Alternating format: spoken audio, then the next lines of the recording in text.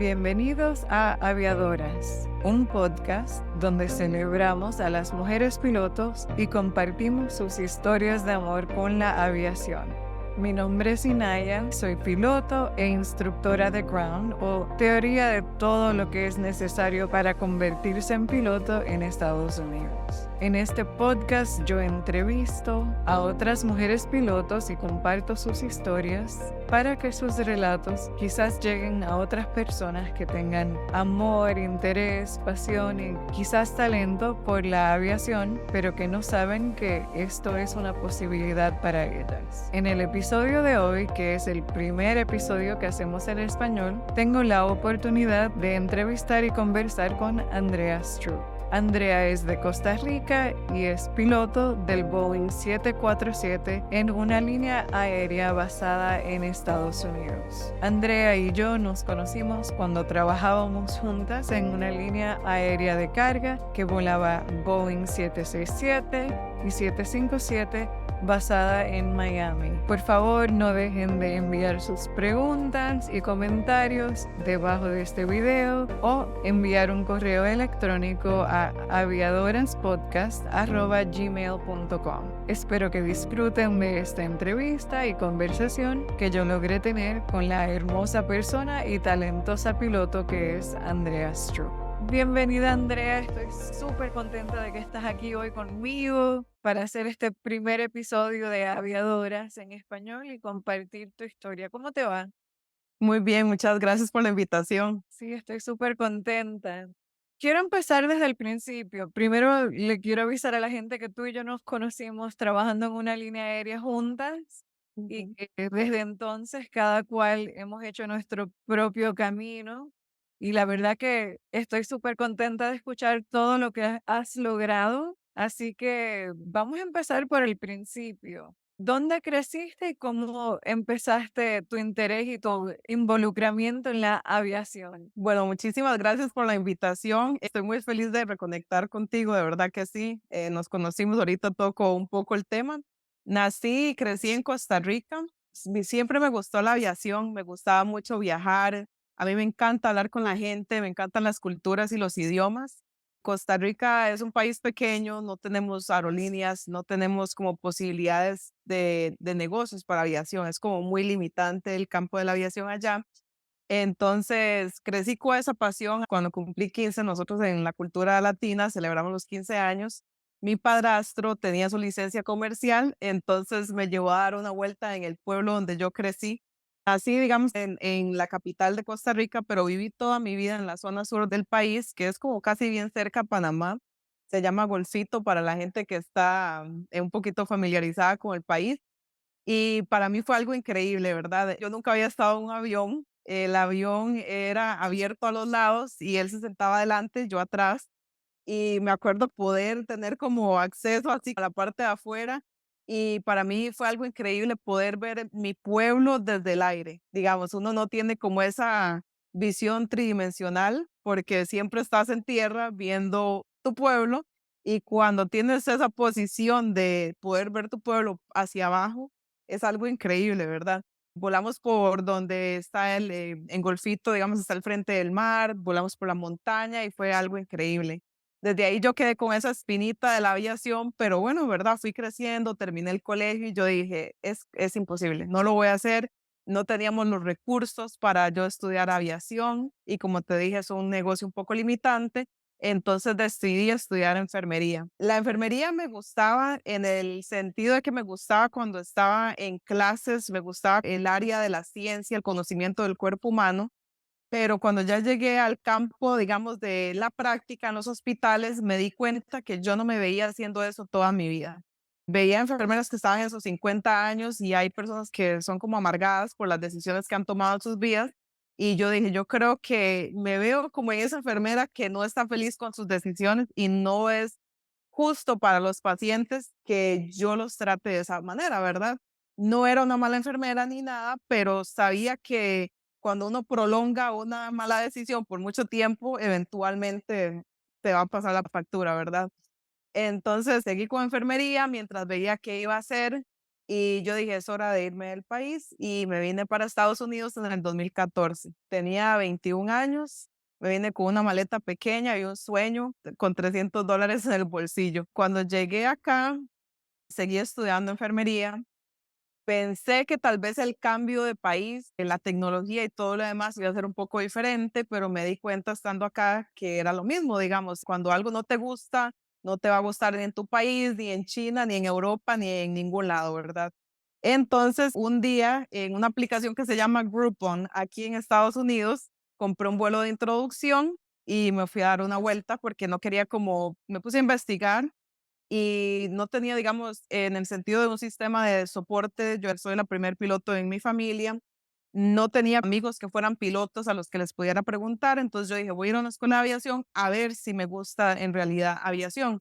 Entonces fue algo increíble. El instructor con el que yo fui tiene un background, él voló mucho tiempo en Alaska y siento que los pilotos que volaron en Alaska son un poquito más, ¿verdad? Como han pasado por tanta adversidad de clima y cosas así, y la aviación allá es un poco diferente, él no tenía un miedo como a muchas cosas. Hay instructores que son como más resguardantes del avión, ¿verdad? No te dejan hacer tantas cosas. Subí con el señor este y fue algo increíble, me puso a hacer las maniobras, todo lo demás. Cuando íbamos de vuelta para el aeropuerto, me dice, ¿ves el aeropuerto allá? Y yo, sí, sí, sí, ¿verdad? Yo no veía nada. Entonces me dice, ok, pon la nariz del avión hacia el aeropuerto y llévame hacia allá. Y entonces yo iba así, porque yo no sabía dónde estaba el aeropuerto. Y me dice, pero no es el aeropuerto, es allá. Yo no veía nada, no veía nada. Y yo dije, qué increíble que él era un señor mayor, me dejó, digamos, seguir volando sin yo saber para dónde iba y me imagino que él en momento, ¿verdad? Sí sabía que estábamos seguros y salvos, pero yo tenía como miedo porque yo dije, ¿cómo él confía en mí, verdad? Si yo ni siquiera veo para dónde vamos. Y fue algo increíble, me encantó. Después de ahí tomé la decisión de lleno de meterme a la aviación. Investigué un montón de lugares, como te dije, ¿verdad? No tenía a quién preguntarle, entonces me tomó bastante tiempo ver cuál era la mejor opción para mí. Yo sabía que quería meterme de lleno en la aviación y quería hacerlo rápido, porque ya, digamos, había pasado por tantas carreras y tantos cambios en mi vida, sentía que se me estaba como acabando el tiempo y decidí entrar a una escuela de aviación que se llama ATP Flight School aquí en Estados Unidos. Es una escuela que se conoce como la forma más rápida de llegar a las aerolíneas. Tengo un programa acelerado, entonces donde sacas todas tus licencias, todos tus certificados y ya luego tienes que empezar a acumular las horas de vuelo para llegar a las aerolíneas. Entonces, sí, fue una decisión bastante grande por el lado financiero, ¿verdad? Como te dije, yo no tenía los ingresos, todavía tenía el préstamo en Costa Rica de enfermería, más lo que yo había estudiado acá en enfermería también, entonces yo dije, tengo que estar 100% segura. Fue bastante difícil, te voy a ser honesta, porque el inglés, digamos, el inglés que yo aprendí en Costa Rica es el inglés que te enseñan en el colegio. No era como que yo venía de padres americanos ni nada. Y llegar acá en Estados Unidos, yo estaba en ese punto en el que tú empiezas a hablar, pero estás traduciendo todo en tu mente, ¿verdad? Entonces yo decía, yo quería decir algo, entonces me tomaba tiempo traducirlo al inglés y poder decirlo y ya meterme de lleno a una carrera profesional, que tú sabes que el inglés de la aviación es completamente diferente a un inglés conversacional del día a día. Entonces, a mí me costó un poco al principio porque, digamos, empecé un espacio aéreo muy grande que es en Nueva York, en Long Island, en un aeropuerto que se llama Islip MacArthur, y es un espacio aéreo grande donde viene todo el tráfico de Europa y todo lo demás. Estos controladores aéreos de Nueva York no están como para estar lidiando con gente que te tienen que llamar 7 veces, ¿verdad?, en el radio para poder contestar. Y me acuerdo que yo a veces me iba para la casa, mis instructores me decían cosas y yo ni siquiera sabía qué me estaban diciendo. Entonces yo tenía que irme para la casa a traducir párrafos enteros de cosas que yo ni siquiera sabía qué eran. Yo no sabía qué era un aileron, yo no sabía qué era un rudder, nada, yo no sabía nada, porque esas palabras no estaban en mi vocabulario del inglés que aprendes en el colegio. Entonces sí, fue bastante, digamos, difícil al principio poder memorizar tanto y tan rápido. Y la escuela de aviación a la que yo fui está caracterizada de que si no mantienes el paso, el ritmo que ellos tienen, ya empiezan como a negociar contigo, a ver cómo te pueden ayudar para que termines el programa y si por A o por B no pudiste aprender en el tiempo que ellos te designan, lastimosamente no eres candidato para el programa y te tienes que ir. Entonces yo no quería que eso me pasara a mí. Gracias a Dios todo pasó bien, todo salió bien y me acuerdo cuando ya estaba terminando una de mis últimas licencias, uno de los instructores se iba a ir para Carolina del Norte y yo le dije, no te vayas todavía porque yo termino mi programa el jueves. El jueves es mi última licencia, hago mi check ride el jueves y yo lo voy a pasar. Y si yo paso el check ride el jueves, me ofrecen tu puesto porque tú te vas a ir. Y así lo hicimos. Yo terminé el jueves, Ryan se fue el viernes y ese mismo viernes me ofrecieron a mí el puesto de él. Disculpa, ¿qué puesto era el puesto de él? El puesto era para dar clases como instructora de vuelo, digamos, en la misma escuela donde yo fui estudiante. Entonces, ahí mismo el lunes siguiente te envían a Florida porque tienes que, ya es como más pedagogía y todo lo demás. Tú reconoces eso de que ya no es tanto como el área de la aviación, ya es como más cómo vas a enseñarle a este estudiante porque hay diferentes métodos, la gente no aprende igual, ¿verdad? Estuve una semana, ya luego me firmaron y ya luego volví a Nueva York y ahí me hice instructora. Lastimosamente, esto fue durante los tiempos del COVID, entonces en Nueva York había una regla de que los trabajadores no esenciales no podían salir a trabajar, obviamente. Entonces la escuela de aviación cerró por un tiempo y como ATP, donde yo fui, es conocida por la forma más rápida de llegar a las aerolíneas y las aerolíneas no estaban contratando, la gente no quería hacer esa inversión tan grande, ¿verdad? Si no se sabía a futuro si las aerolíneas iban a empezar a contratar o no. Entonces, sí, me acuerdo que nuestros aviones los volamos a Florida, se pausó un montón lo de los estudiantes y todo lo demás, y yo estuve sin volar como un mes y algo.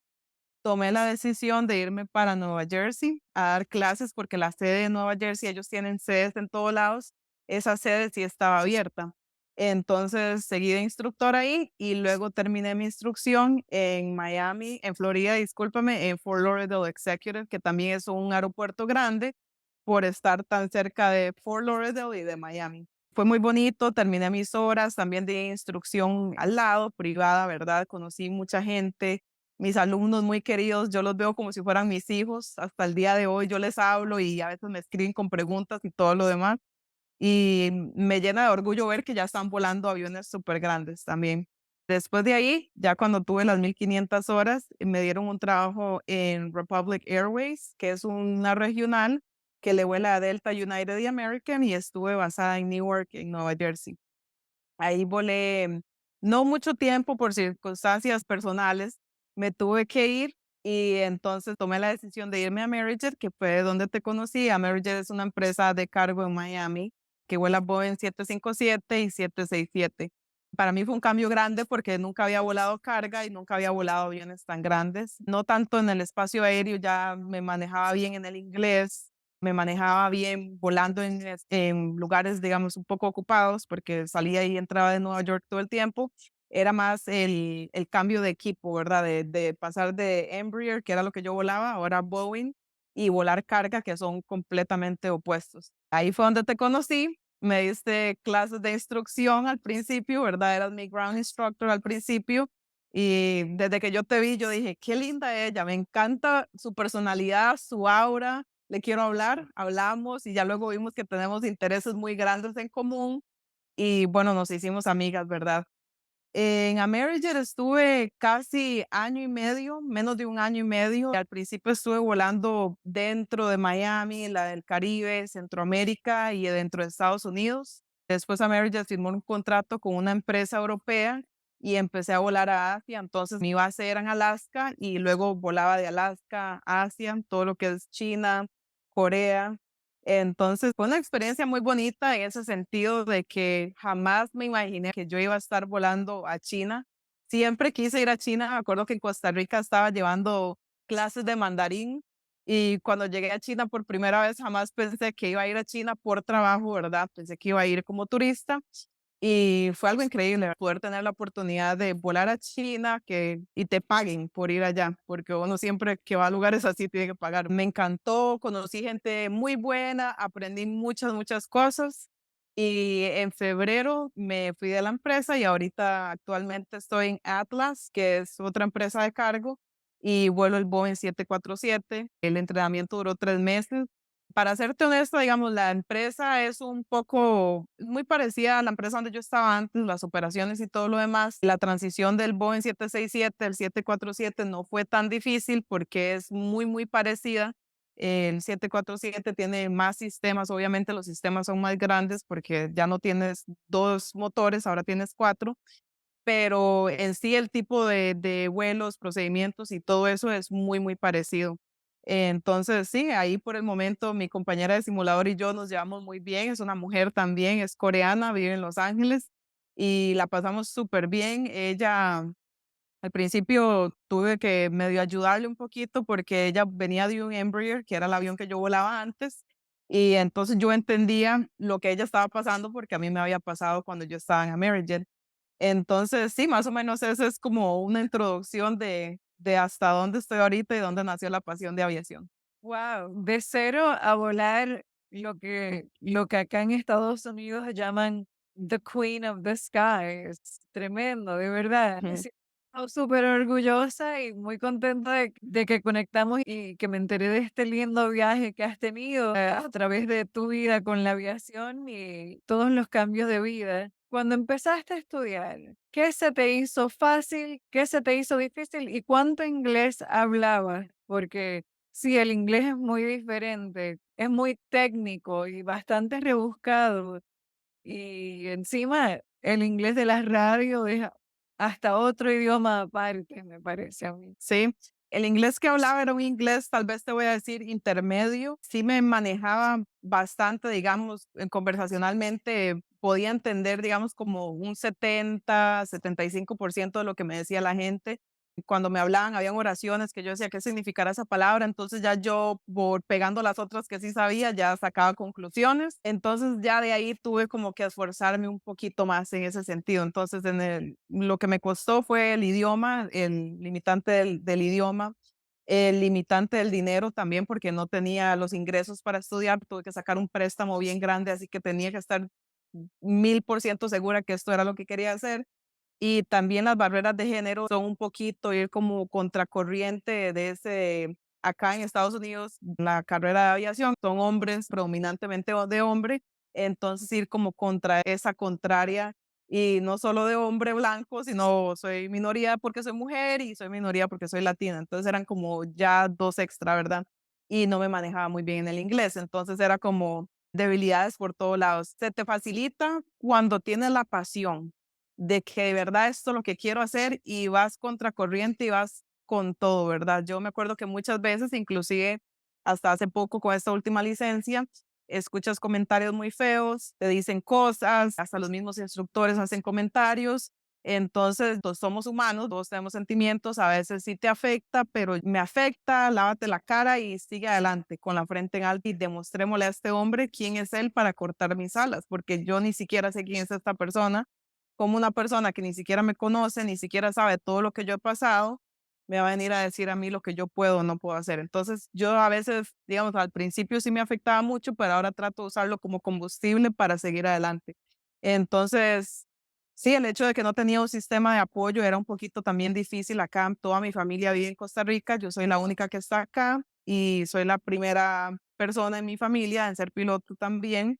Entonces, en aviación, como andas brincando de un lado al otro, cuesta también establecer relaciones. En todo el sentido, amigos, cuesta mantener ese tipo de relaciones. Tú te vas para allá y tus amigos siguen su vida y tú estás por todos lados y luego volvés y te perdés de un montón de cosas, de Navidad, Año Nuevo, pero es parte de la profesión. Sí, totalmente. Yo también tuve esa experiencia, no solamente en la aviación, sino anteriormente cantando, porque yo viajaba por Asia mayormente cantando. Y yo sí estuve en China Ujú. y es súper difícil para mí ese idioma. Demasiado. Sí. ¿Llegaste a aprender algo? ¿Cómo fue? Bueno, yo había llevado unas clases de mandarín en Costa Rica en un instituto que se llama Instituto Confucio. No terminé las clases porque fue cuando me vine para acá, para Estados Unidos, pero sí me acuerdo que sabía, no mucho, pero yo te voy a decir como que algo de introducción, ¿verdad? Cuando llegué a China, a mí siempre me han gustado los idiomas, yo trataba, de hecho me desenvuelvo muy bien, no sé ni cómo, uno tiene carisma y va y le habla a la gente, pero digamos así como que puedo decir buenos días, hola, ¿cómo están? También pedir comida porque, de verdad, yo no como carne ni nada de eso, entonces yo tengo como que ir un paso adelante, decirles qué puedo y no puedo comer. Entonces, sí, tengo amigos en China, los conocí y ellos, siempre que yo voy allá, nos vemos, reconectamos y entonces ellos me ayudan bastante y practico chino con ellos. Es divertido porque el mandarín tiene 4 tonos, entonces si tú le pones el tono incorrecto, significa algo completamente diferente, aunque estés diciendo la misma palabra. Entonces yo a veces quería decir algo y lo decía con un tono incorrecto y todos se reían y yo decía, ¿por qué se están riendo? ¿Quién sabe ni qué fue lo que yo dije? Pero ya estaba empezando como a ese punto de reconocer los caracteres, digamos que ves las letritas ahí. Entonces yo digo, ah, ahí dice, yo sé que ese solo, solito, significa tal cosa. Pero ya, digamos, leer así oraciones y oraciones completas, no. No, leer, olvídate. El japonés es bastante más fácil para las personas de habla hispana. Mm, La estructura de las oraciones no, pero la pronunciación es muy fácil. mm. Así que es casi más peligroso porque puede sonar como que sabes de qué estás hablando, sí. Sí, voy a tratar ese. Pero con ni el mandarin ni el cantonese yo jamás pude, son muy difíciles. Muy difíciles, Y muy, yo muy hablo difíciles. unos cuantos idiomas, pero esos son particularmente challenging. Sí, ujú, toma mucho tiempo aprenderlo. Y yo, digamos, el problema es que cuando yo llegaba a China venía muy cansada y a veces tenía descanso mínimo entre los vuelos y no me daba tiempo como de salir y exponerme como al idioma tanto como yo hubiera querido. Claro. Mm. Mencionaste hace un rato que cuando no entendías a tu instructor al principio, después tú ibas y tenías que traducir párrafos enteros. Él o ella te daba el feedback por escrito o cómo hacías para traducir las cosas que te decía. Bueno, el sistema en ATP Flight School es, ellos te dan como un acceso, tienes como un perfil digital en la computadora de todos los módulos que tienes que completar. Entonces, ves los videos y si tienes preguntas, vas y le preguntas al instructor. Y yo le preguntaba mucho, la familia de él es de El Salvador, entonces por ese lado me salvé un poco porque la mamá de él, digamos, se vinieron a Estados Unidos cuando él no sé cuánta edad tenía, pero la mamá y toda su familia habla español, entonces él entendía como mi batalla con el idioma y todo lo demás. Me ayudó bastante, sí, y el problema era cuando ya yo me subí al avión y control aéreo te está diciendo cosas y te está hablando súper rápido y le habla a mucha gente a la vez, yo no entendía.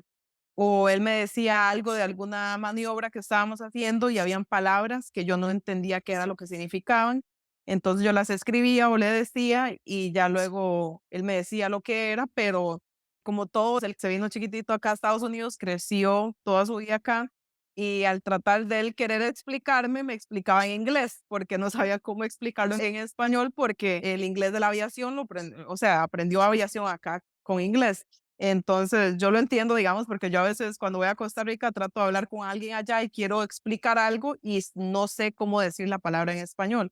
No que no hable español, sino que no sé cómo se dice como aileron en español o cosas así porque lo aprendí acá. Entonces, no sé. Y él le pasaba lo mismo. Me quería explicar, me quería ayudar, pero no sabía cómo decir la palabra. Entonces, yo le decía, David, ¿qué es aileron? Y entonces me quería explicar, pero no sabía cómo hacerlo en español. Entonces, digamos, después de cada lección, ellos te dan un feedback digital porque ahí vas como el perfil se va manteniendo y así es como la escuela va viendo quién está manteniendo el paso y no. Y entonces ahí digamos, las preguntas que yo tenía del ground school más las preguntas que yo tenía del vuelo, más lo que él ponía en el feedback, yo lo pegaba y ahí iba como traduciendo con los libros también de la Federación de Aviación, que yo leía cosas y no sabía qué significaban, las ponía en Google Translate y ahí mismo buscaba también, pero a veces cuando tienes que explicar algo, que yo iba al check ride, te hacen alguna pregunta, yo tenía casi que memorizarme ese párrafo entero porque yo no tenía algo en mi mente a qué relacionarlo todavía. Entonces, para mí era completamente nuevo. Fue como empezar ni siquiera de cero, era en los negativos, porque no tenía nada a qué asociar lo que yo estaba aprendiendo. Entonces, sí fue difícil, fue muy difícil. Yo me acuerdo de esa licencia privada y la de instrumentos, que es otro mundo, fue un poquito difícil. Ya al final, ya yo empecé como más rápida con los radios y todo lo demás, y ya de ahí en adelante ya se me facilitó bastante. No voy a decir que fue 100% fácil, pero ya no luchaba tanto traduciendo y cosas así. O sea, el doble del trabajo para llegar al mismo resultado, pero A- aquí estás. Aquí estoy, sí. Por eso, digamos, a veces yo tenía estudiantes que me decían, uy, es tan difícil o cosas así, gente que se da por vencida muy fácil. Yo me di cuenta siendo instructora que no es tanto el material que uno está diciendo, sino también la parte psicológica. Hay que también ver en qué estado mental está la persona, qué está pasando en su vida, porque hay como muchos factores que juegan en ese momento. No es tanto de que voy, ay, Anaya, hoy vamos a hablar de tal y tal cosa, voy y te digo todo y espero que lo hayas aprendido, pero no sé si estás bien en tu casa, si tienes algún problema. Entonces yo trataba como de entrar por ahí con mis estudiantes, por eso los veo como mis hijos, ¿verdad? Los veo como yo les decía mis pollitos, porque hablamos, conectamos muy bien y ya luego, ok, bueno, ya dejemos de hablar tanto y pongámonos a estudiar. Ya ahí uno los analizaba un poquito y ya luego uno entraba con el material. Es muy importante relacionarse bien y además de que el estilo de enseñar sea compatible con el estilo de aprendizaje del estudiante. Sí. Ujú. ¿Alguna vez tuviste algún instructor que no era una buena combinación contigo o siempre tuviste suerte con eso? No, el primer instructor que tuve cuando entré a ATP Flight School no compaginamos nunca. Me di cuenta después de que él ya estaba muy cerca de sus horas, de las 1500 horas, entonces llegó como a un estado en el que no me importa nada, ya verdad, ya estoy a punto de llegar a la meta. Entonces no quería como esforzarse tanto porque yo venía de cero, ¿verdad? Vi que, digamos, él tenía un estilo de que no sé, yo como no sabía hablar inglés casi, no entendía nada. Entonces él no tenía paciencia, él es americano, no tenía paciencia, le gusta como alzar la voz un poquito cuando estábamos en el avión y me di cuenta que yo soy ese tipo de persona al principio porque ya ahora, digamos, ya no soy así, yo trato de, ya digamos, ok, estás gritándome, pero yo estoy aquí, usted está allá. Antes sí me afectaba mucho eso y me daba cuenta que cuando él me gritaba yo me cerraba completamente y no podía hacer algo, inclusivemente si era básico. O sea, si era algo básico que yo lo hice bien antes, ya ese hombre me gritaba y yo me cerraba. Y ahí tomé la decisión de pasarme a otra sede de ATP Flight School y ahí fue donde terminé en Nueva York, porque yo empecé en Nueva Jersey. El problema es que, digamos, él era el jefe de los instructores en ese momento, entonces yo sabía que las cosas se iban a complicar un poco y era mejor que yo me fuera a otra sede y empezar como de cero. Ya con este muchacho que te estaba diciendo, David, como él era latino y me entendía y todo eso, me ayudó bastante durante el proceso, sí, y estoy feliz de haber tomado esa decisión. Qué bien, sí. Ujú. La verdad que una diferencia muy grande cuando tienes a alguien que está de tu lado y que tiene la paciencia y el interés de ayudarte a aprender. Y se nota, digamos, y yo a través del tiempo, como he tenido instructores muy, muy buenos, muy malos, gente que se nota que no le gusta la aviación, que está ahí porque mi mamá es piloto, mi papá es piloto, mis primos son pilotos, toda mi familia es piloto, entonces yo tengo que estar acá. Entonces se nota que no quieren estar ahí, que están más por obligación que por pasión. Y uno aprende de todos, digamos, yo antes decía, pero ¿qué estoy pagando por esta persona a la par mía? Pero todo es un aprendizaje. Yo me di cuenta de que de mis instructores malos no quiero ser así, porque uno se cierra. Como estudiante, usted no está aprendiendo nada y es una pérdida de tiempo y de dinero, honestamente. Entonces, hay gente que llega a una escuela de aviación y ya cree que porque le asignaron un instructor se tienen que quedar con esa persona, pero encuentren la persona que más se asemeja a usted y a su estilo de aprendizaje, como dijiste, porque es su inversión, es su dinero y no todos vamos a llevarnos bien. A mí me decían, Andrea, pero es que usted en las aerolíneas va a volar con cualquier tipo de persona. Sí, pero yo no soy la persona que era hace unos años cuando era estudiante. Digamos, yo ahora, como te digo, yo vuelo con gente muy buena, con gente de humores horribles y ya yo soy profesional para distinguir que no tenemos que ser amigos, nada más tenemos que trabajar juntos. Pero yo no era así antes, entonces durante el proceso siento que es mejor encontrar a alguien que compagine bien contigo y que hagas un match, que mejor, ¿verdad? Que estar con alguien que nada que ver y no te va a beneficiar. Claro, alguien que te hace sentir bienvenida en el mundo de la aviación, que es como otro planeta realmente, si no vienes Ujú. de ese De tipo esto, de background, sí. sí. ¿Eventualmente encontraste una comunidad que te ayudó o todavía eso es algo con lo que estás luchando? Bueno, después de que terminé esto de la licencia, esta última licencia que saqué del Boeing 747, he tenido oportunidades de ayudar a otras mujeres.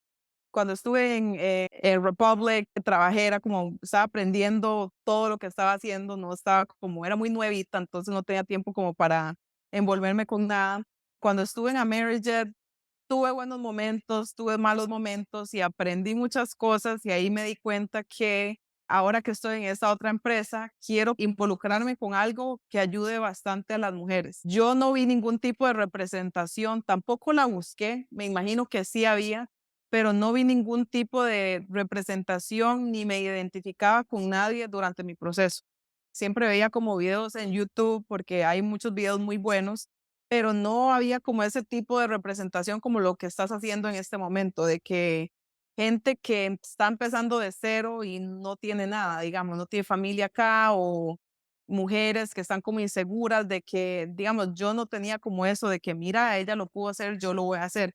Era simplemente como ese deseo de llegar ¿verdad? Y estoy feliz de que lo hice, pero ahora que estoy a este lado y he visto, digamos, he hablado con mucha gente, con muchas mujeres que me dicen, no sabía que te pasó todo esto, no sabía que pensé que por tu apellido o algo así tenías una posición, un estatus y para ti fue fácil, pero yo le digo a la gente, yo me vine para acá sola, sin familia, con 21 años, $300 en el bolsillo y sin inglés. O sea, si yo lo logré, ustedes ya tienen más ventaja que yo, pero la gente tiende como a las inseguridades, siento que los frena mucho. Entonces, ahora que yo cuento mi historia y hablo con más mujeres, he visto que hay gente que se está motivando más a seguir adelante. No tanto mujeres, sino como, ¿verdad? No quiero enfocarlo como solo en las mujeres, mujeres latinas, pero hay gente que no ve ese tipo de representación y creen que porque nadie pasó por lo que ellos están pasando, no lo pueden hacer. Hace poco que estaba haciendo simuladores, conocí a una muchacha de Turquía que tiene un proceso muy parecido al mío y ahí hablando, ella es recepcionista donde yo estaba haciendo simuladores, me contó su historia, yo le dije, es como escucharme a mí hablar. Le conté mi historia, cambiamos números y ella no es latina, pero es mujer de otro país, ¿verdad? De Turquía, y ella estuvo feliz de que, ok, si tú pudiste, yo también puedo. Entonces ya como que eso les da el empujón y yo le dije, cualquier cosa que yo te pueda ayudar, pero siento que eso es muy valioso cuando uno está empezando también, de ver que sí se puede, porque al principio sí es muy, muy difícil. Claro, yo crecí en Puerto Rico y mi abuela siempre inculcó en mí una pasión por viajar, por idiomas, por la educación. Y ella se aseguró desde que yo era muy pequeña que cada vez que yo me montaba en un avión, que fuese una experiencia súper emocionante para mí. Pero a nadie nunca se le ocurrió que yo podría ser la persona volando el avión. Y no fue hasta que alguien me compartió de su viaje y su proceso de convertirse en piloto que yo me di cuenta que era una posibilidad, porque es que no me hubiese pasado jamás por la cabeza. Y cuando uno se ve representado, yo creo que automáticamente también uno siente un poco de apoyo y comunidad y algo que te deja saber que es posible para uno. Yo estuve viendo Perdón. tu video, vi tu video y vi la historia de lo que me contaste un poco también sobre esta muchacha y a veces uno habla con gente y uno no sabe el impacto que está causando en la vida de ellos hasta tiempo después. Uno no sabe que si yo llego, digamos, ahorita a contar mi historia, años después alguien me diga, Andrea, tenía tantas dudas, no estaba viviendo mi mejor momento, no estaba siguiendo mi pasión, lo que dijiste me impulsó y ahora estoy acá y muchas gracias. Yo siento que sé que tal vez en algún futuro con todo esto que estás haciendo, estás impulsando a mucha gente que está ahí tal vez calladita ahorita pensando si lo hago o no lo hago y después uno nunca sabe quién está impactando. Siempre hay alguien viendo. Yo a veces me siento como invisible en ese sentido de que soy yo y mi trabajo, pero digamos, a veces cuando estoy en el aeropuerto, las chiquitas vienen y me saludan, piloto mujer, ¿verdad? Y uno les habla y les hace el día. Y para uno es un momentito en el que está tratando de entrar al aeropuerto y pasar por seguridad y todo lo demás, y para ellas es un gran impacto. Entonces, uno nunca sabe. Sí, es verdad. Recuerdo que una vez fui a volar un avión, un seaplane, con un amigo aquí en la Florida y estábamos aterrizando en un lago. Hicimos así taxi en el agua hasta el muelle de un restaurante porque íbamos a ir a almorzar ahí. Y habían unos chiquitos ahí y ellos ver que uno podía aterrizar así en un lago, ir a almorzar y que yo era piloto y que él era piloto. La verdad que uno no se imagina que existe la posibilidad hasta que uno no lo ve, y por eso yo hago este podcast, porque yo quiero que la gente sepa que es una posibilidad para ellos. Porque yo creo que hay muchas mujeres y muchas latinas y mucha gente en la minoría que no han sido expuestos a esto, que realmente amarían ser parte de esto y que serían muy buenos y que tienen talento para esto, pero que ni siquiera lo saben. Sí, y siento que es que también, digamos, cuando yo empecé, no había como un mapa, no sé, la información está allá afuera, pero no hay como una guía y no veía como alguien que había pasado por algo muy parecido a mí. Yo sé que hay varias gente, hay una muchacha que veo que me sigue en Instagram, que es piloto en México, y me ha preguntado varias cosas de que se quiere venir para acá y cómo es el proceso y todo lo demás, pero la información está, pero cuesta mucho encontrarla. Es como tienes que saber de verdad qué es lo que andas preguntando, porque a veces uno tiene preguntas, pero no sabe cuáles son las preguntas. Como que tengo tantas dudas, pero no sé exactamente qué poner en Google. Entonces siento que ya cuando hay como un mapa o una historia muy parecida a la tuya, obviamente el proceso mío va a ser muy diferente al de las demás personas, pero ya por lo menos hay como una guía de que, okey, ella lo pudo lograr, cómo fue que hizo, tal vez yo pueda hacer algo parecido, no en la escuela en la que ella fue, pero algo muy parecido y de ahí pueda seguir adelante.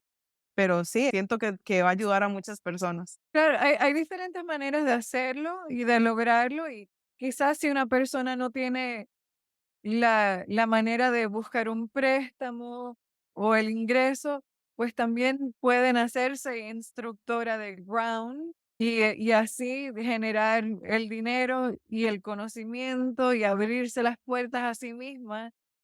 Hay más de una manera de hacerlo y no tiene que ser así la manera típica y tradicional. Hay muchas maneras de hacer las cosas.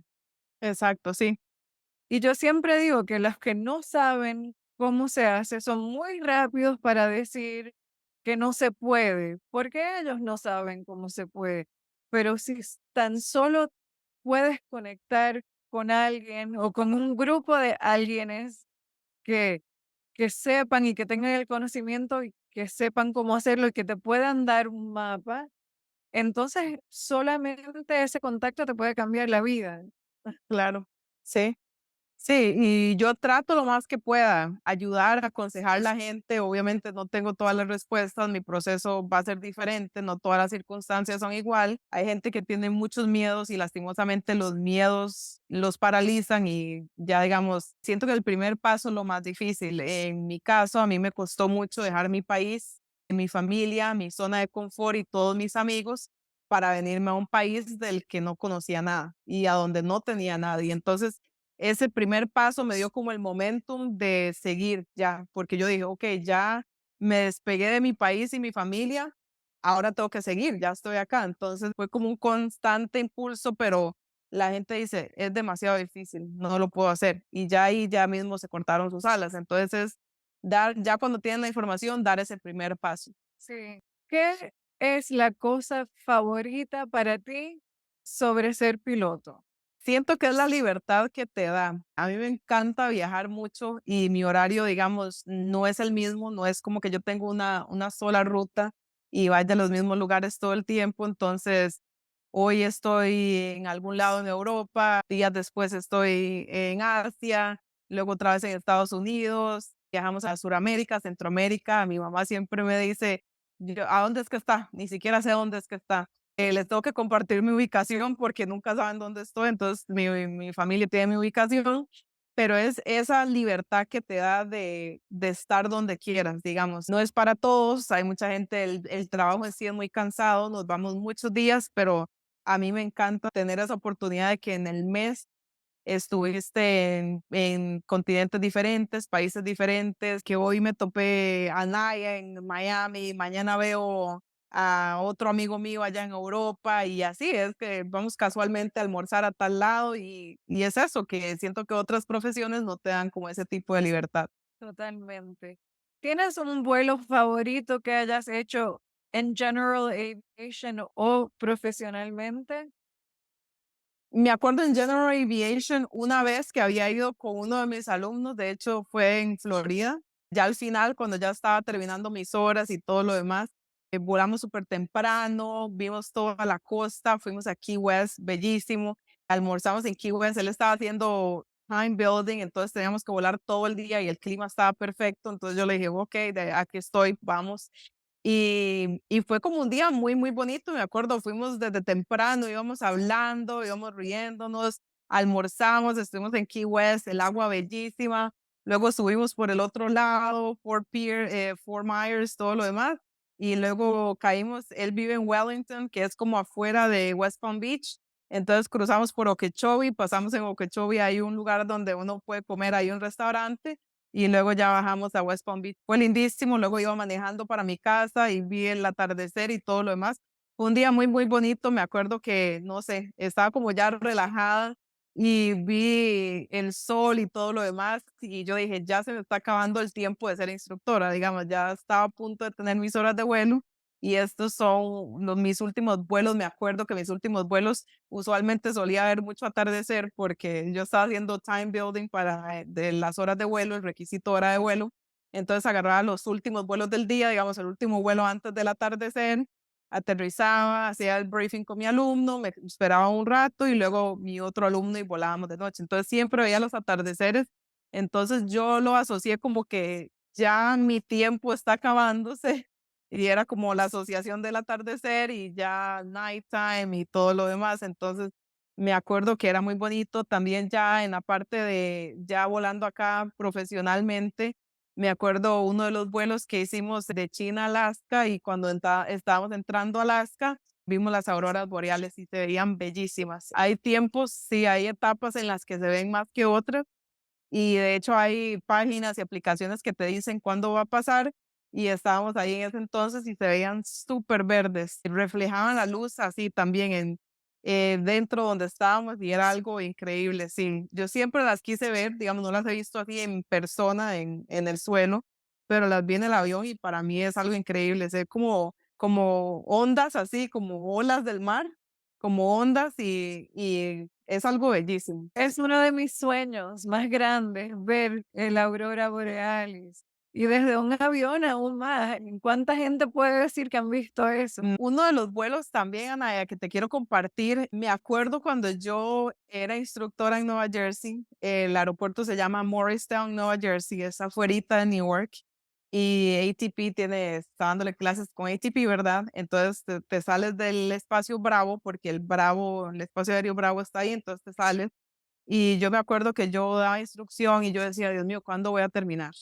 Es infinito. Hay una parte como de las 500 horas a las 1000 horas que se te hacen infinitas. Y yo decía, ya quiero terminar, es muy cansado, es muy desgastante. Yo tenía un montón de alumnos, me acuerdo porque éramos apenas 4 instructores y teníamos demasiados alumnos. Yo trabajaba casi que todo el día, volaba 8 horas diario, era algo increíble, de locos. Y me acuerdo ver todos esos aviones que venían para Newark y para Nueva York y yo sentada en el avioncito, en mi Piper, ¿verdad? Y volver a ver para arriba y ver los aviones cuando venían entrando. Y me acuerdo una vez que estaba volando con Amerijet, de hecho, hicimos esa ruta, no sé para dónde iba yo, pero me acuerdo que pasamos por Nueva Jersey. Digo yo, qué raro, este lugar se me hace conocido, pero como uno está tan arriba, uno no sabe dónde está. Y el iPad que nosotros usamos, los mapas son diferentes a ForeFlight y todo lo que usa uno en General Aviation. Entonces ya pude ver y casualmente el aeropuerto era Morristown. Entonces yo dije, no puede ser. y yo vi los aviones de General Aviation y entonces yo viendo por la ventana, ver el aeropuerto y ver los aviones, y digo yo, hace unos años estaba yo ahí volando uno de esos viendo para arriba y ahora estoy aquí arriba viendo hacia abajo y me transporté como a ese momento y quería llorar y todo, pero bueno, el capitán iba ahí, no podía llorar, ¿verdad? Y o sea, fue como un momento en el que dije, no lo puedo creer, lo logré, lo logré. Y entonces sí me pegó bastante porque ya después de ahí ya veníamos como bajando, me acuerdo que veníamos, no sé si era para Florida o para Dover, la base militar, alguno de los 2 y entonces hay que bajar así. Y sí, iba pensando en eso todo el rato. Wow, qué momento tan especial, tan full circle, como dicen. Exacto, sí. Sí, qué lindo. ¿Cómo te sientes al respecto de el nivel de responsabilidad que tienes siendo piloto?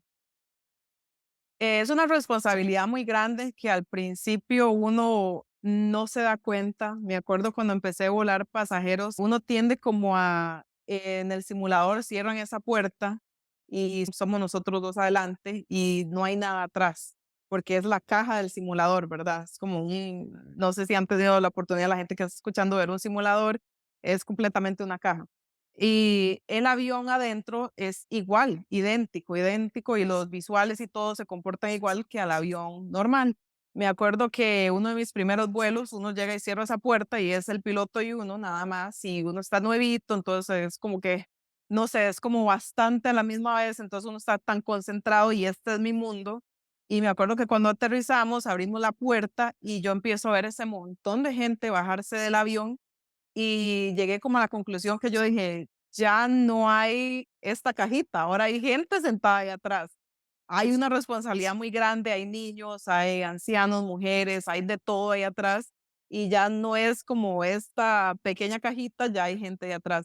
Ahora, digamos, obviamente uno, como va pasando el tiempo profesional y todo lo demás, es una responsabilidad muy grande. Volamos aviones bastante grandes, bastantes caros, rapidísimo volamos, ¿verdad? Entonces, es obviamente si uno no se comporta y no se mantiene con los currency o estás haciendo los requisitos que necesitas hacer cada cierto tiempo y de verdad estudiando, ya ahí es donde uno puede entrar en problemas y entrar como en complacency y cosas así. Entonces, es tomar el trabajo en serio. A veces uno tiende como a entrar como esa mentalidad de que somos los que estamos adelante y ya, pero para atrás hay un montón de gente o hay un montón, en este caso yo vuelo cajas ahorita, pero igual van cosas muy caras atrás y que si por A o por B llegara a suceder algo, no sabes quién está abajo en tierra tampoco, entonces pueden causar grandes daños en cualquier momento. Entonces, siendo es una responsabilidad muy grande, lo tomo muy serio. Cada vez que tengo que ir al simulador me preparo bastante, estudio,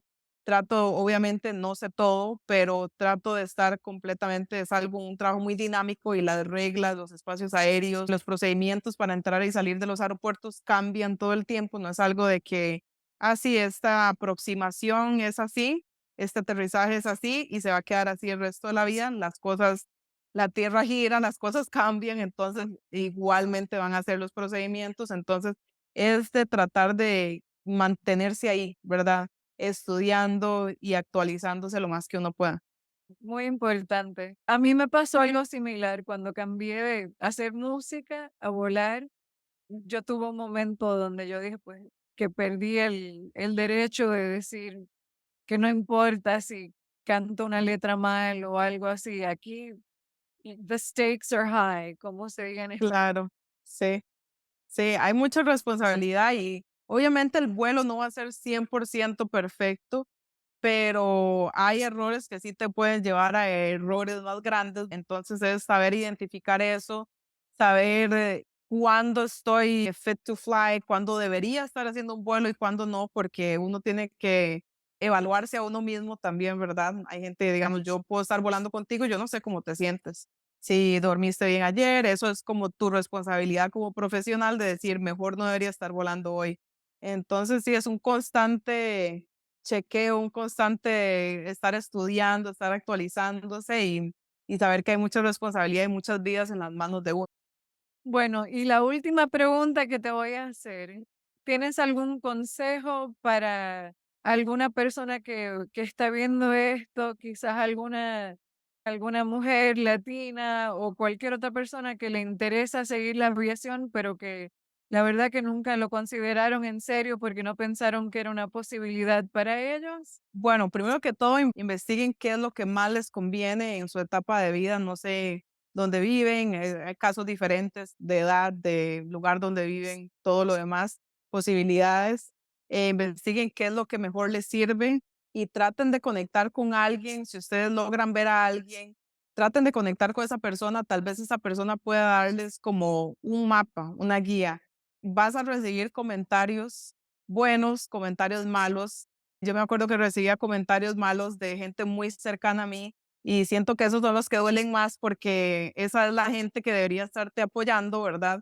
Pero es vacilón porque años después vienen a felicitarte y a decirte, esa es mi amiga, sabía que lo ibas a lograr, cuando al principio fue la primera persona que te cortó las alas.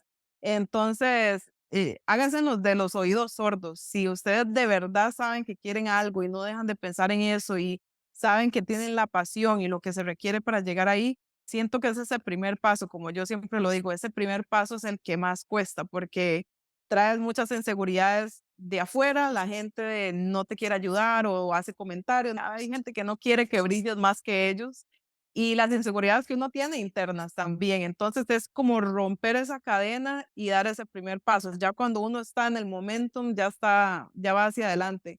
No todo va a ser color de rosas, obviamente van a haber momentos muy, muy difíciles. Yo me acuerdo que hubieron momentos, yo como estudiante, yo ya trabajando en las aerolíneas, en los que yo decía, ¿qué estoy haciendo aquí? No es para mí.